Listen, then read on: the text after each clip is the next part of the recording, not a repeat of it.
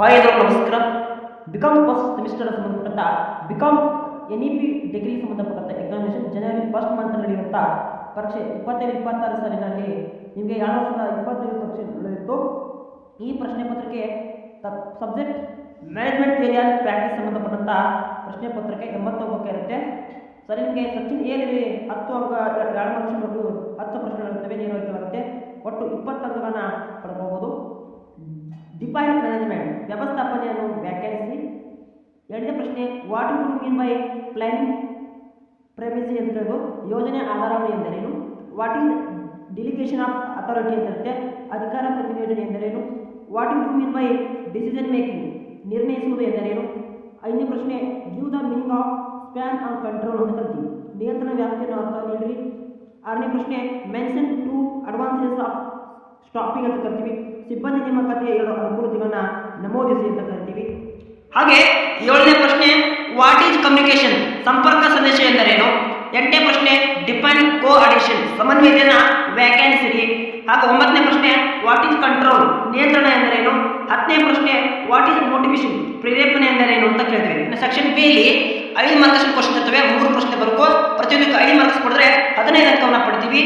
11ನೇ ಪ್ರಶ್ನೆ, ನಿರ್ಣಯ ಮತ್ತು ಆಡಳಿತ ನಡುವಿನ ವ್ಯತ್ಯಾಸ ತಿಳಿಸಿ. ಉನ್ನತ ಮಟ್ಟ ನಿರ್ವಹಣೆ ಎಂದರೇನು? ಅದರ ಕಾರ್ಯಗಳನ್ನು ವಿವರಿಸಿ. ಯೋಜನಾ ಕಾರ್ಯದಲ್ಲಿ ಅಡಕವಾಗಿರುವ ವಿವಿಧ ಹಂತಗಳನ್ನು ವಿವರಿಸಿ. ಸಂವಹನದಲ್ಲಿನ ಅಡೆತಡೆಗಳನ್ನು ವಿವರಿಸಿ.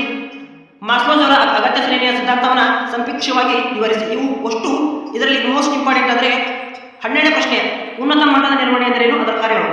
What is the top level management explain this function ಅಂತ ಕರಿತೀವಲ್ಲ, ಅದು ಇಂಪಾರ್ಟೆಂಟ್ ಆಗಿರುತ್ತೆ. ಸೆಕ್ಷನ್ ಸಿ ಗೆ ಬಂದ್ಬಿಟ್ಟು 3 ಅಂಕದ ಪ್ರಶ್ನೆ, ಒಟ್ಟು ಪ್ರತಿ ಪ್ರಶ್ನೆಗೆ 15 ಅಂತ ಹೇಳಿದ್ರೆ 45 ಅಂಕಗಳನ್ನು ಪಡ್ಕೊಳ್ಳುತ್ತೆ. ಸೆಕ್ಷನ್ ಸಿ ಯಲ್ಲಿ 14ನೇ ಪ್ರಶ್ನೆ, ನಿರ್ವಹಣೆ ಚಿಂತನೆ ಬೆಳವಣಿಗೆ ಹೆನ್ರಿ ಪೈಲ್ ಅವರ ಕೊಡುಗೆಗಳನ್ನು ತಿಳಿಸಿ. ಒಟ್ಟು 14 ಕೊಡುಗೆಗಳನ್ನು ಕೊಟ್ಟಿದ್ದಾರೆ. 17ನೇ ಪ್ರಶ್ನೆ, ಯೋಜನೆ ಎಂದರೇನು? ಯೋಜನೆ ಅನುಕೂಲತೆ ಮತ್ತು ಅನಾನುಕೂಲತೆಯನ್ನು ಬರಬೇಕಾಗುತ್ತೆ. ಶ್ರೇಣಿ ಸಂಘಟನೆ ಎಂದರೇನು? ಅದರ ಅನುಕೂಲ ಮತ್ತು ಅನಾನುಕೂಲತೆ ಚರ್ಚಿಸಿ. What is communication explain the different types of communication ಸಂದೇಶ ಸಂಚರಣೆ ಎಂದರೇನು? ವಿವಿಧ ಪ್ರಕಾರದ ಸಂದೇಶ ಸಂಚರಣೆಗಳನ್ನು ವಿವರಿಸಿ. ಹಾಗೆ explain the source of the requirement ಅಂತ ಕರಿತೀವಿ ನಾವು, ರಿಕ್ರೂಟ್ಮೆಂಟ್ ಅಂತ. ಸೊ ಅದಕ್ಕೆ ನೇಮಕಾತಿ ಮೂಲಗಳನ್ನು ವಿವರಿಸಿ. ಇವು ಇಂಪಾರ್ಟೆಂಟ್ ಆಗಿರ್ತವೆ. ಹಾಗೆ ಇದರಲ್ಲಿ ಇನ್ನೂ ಇಂಪಾರ್ಟೆಂಟ್ ಅಂದರೆ ಇಂಪಾರ್ಟೆಂಟ್ ಕ್ವಶನ್ಸ್ ಇರುತ್ತೆ. ಸೊ ನಮಗೆ ಇದ್ರ ಬಗ್ಗೆ ಅಥವಾ ಇದನ್ನೇ ಕ್ವಶನ್ಸ್ ಕೇಳ್ತಾರೆ. ಯಾವಂದರೆ ಮಾರಾಟ ಮಿಶ್ರಣಗಳು ಅವನ್ನ ಕೇಳ್ತಾರೆ. ಸೊ ಇಂಪಾರ್ಟೆಂಟ್ ಆಗಿರ್ತಾರೆ ಕ್ವಶನ್ಸ್ಗಳನ್ನ ನೋಡ್ಕೊಳ್ಬೇಕಾಗುತ್ತೆ. ಅಥವಾ ಯೋಜಿಸುವಿಕೆ ಲಕ್ಷಣ ಮತ್ತು ಹಂತಗಳನ್ನ ವಿವರಿಸಿರ್ಬೋದು. ಹಾಗೆ ಇಷ್ಟು ಕ್ವಶನ್ಸ್ಗಳನ್ನ ನೋಡ್ಕೊಳ್ಬೇಕಾಗುತ್ತೆ. ಇದು ಇಂಪಾರ್ಟೆಂಟ್ ಕ್ವಶನ್ ಇರುತ್ತೆ.